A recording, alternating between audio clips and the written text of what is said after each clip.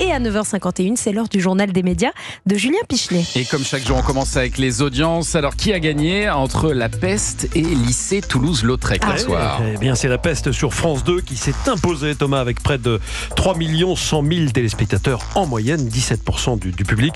Pendant ce temps-là, le Lycée Toulouse-Lautrec sur France 2 réunissait en moyenne sur les deux parties 2 500 000 téléspectateurs.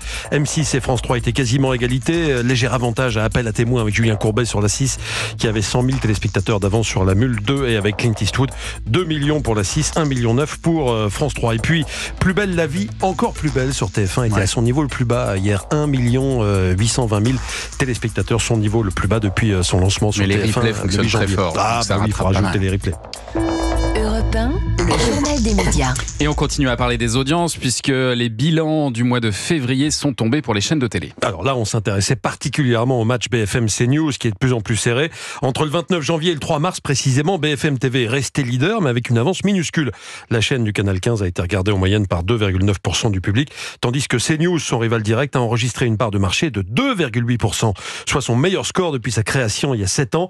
Au classement général des chaînes, TF1 est en tête, sans surprise, avec une part d'audience de 18,5%. TF1 est suivi par France 2, France 3, M6 qui a perdu 0,7 points en un an, 0,7, en passant de 8,6 en février 2023 à 7,9 en février 2024. Un petit peu plus loin dans ce classement général, on a BFM TV qui est 8e à égalité avec TMC. CNews est juste derrière, 10e. Sur ces 12 derniers mois, CNews a doublé 2 chaînes, W9 et RMC Story. Les autres chaînes d'infos sont largement derrière, LCI et France Info.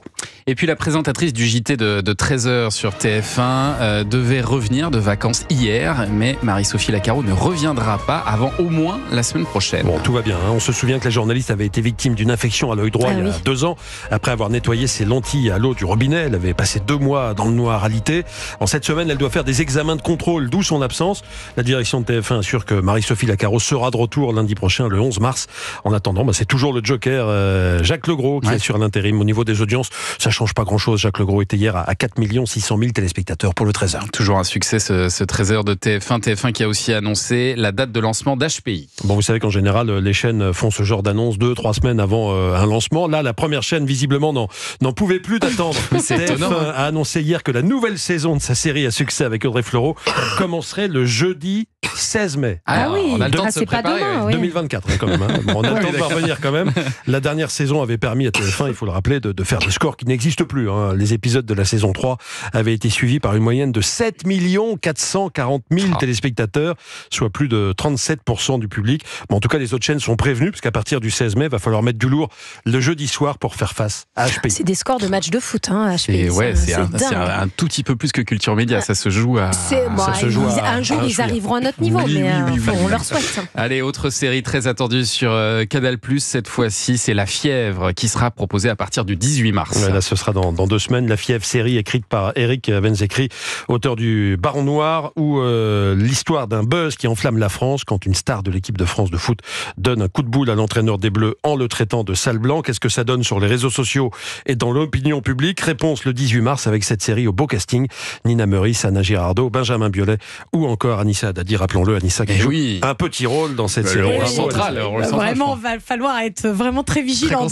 Vous l'avez vu ou pas, non? Non, je ne l'ai pas vu encore. Elle n'ose pas se regarder. On a hâte de voir ça. Bon, et nous recevrons... Je parlerai de vous au César. Bien sûr, merci. On recevra dans Culture Média Nina Meurice et Eric Benzekri. Ce sera le 18 mars. Et puis cap maintenant sur un documentaire sur l'IVG qui sera diffusé ce soir en deuxième partie de soirée sur France 2. À noter qu'il est réalisé par une jeune youtubeuse. On est en plein dans l'actualité. La loi Veil a 50 ans cette année. La France est devenue hier le premier pays au monde à inscrire l'interruption volontaire de grossesse dans la Constitution. Pourtant, il s'agit d'un sujet ô combien délicat, douloureux, difficile à aborder pour certaines. Ce soir, la youtubeuse et vidéaste web Léa Bordier donne la parole à des femmes ayant eu recours à l'avortement dans un documentaire très poignant intitulé IVG, le droit d'en parler. Moi, j'avais 19 ans, j'aurais jamais pu lui apporter quoi que ce soit dans sa vie. Et il y a souvent cette phrase que je me dis, un enfant ne peut pas avoir son enfant. Et et j'étais pas prête en fait. En fait, ce documentaire est déjà en ligne sur la plateforme France.tv/, la plateforme de France Télé destinée aux 18-30 ans. Et pour qu'il soit vu par le plus grand nombre, France TV a décidé de le diffuser sur le linéaire.